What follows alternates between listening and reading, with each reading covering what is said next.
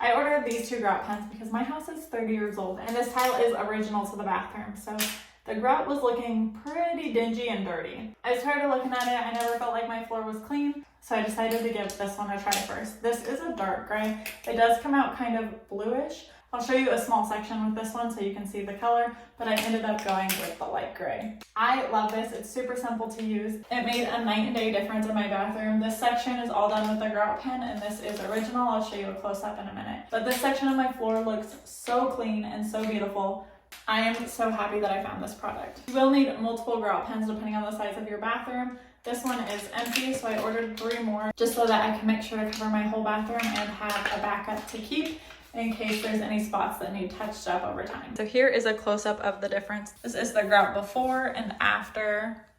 You can see it looks so much prettier. This looks dingy and dirty, and that looks nice and clean and beautiful. This is gonna be the light gray here. And then over here, I did a little square. It isn't wiped up or dry yet, but it shows you what it looks like before you wipe it off. You just kind of do it sloppy and messy like that, and then you wipe it up.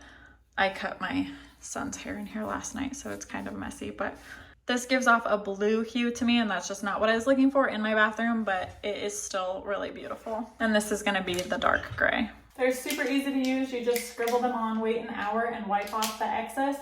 Then if they need touched up again, you just go over it and do the same thing. Overall, I love these. This is gonna help my bathroom feel and look so much cleaner, and I am so happy I found these. Thanks for watching, and don't forget to subscribe.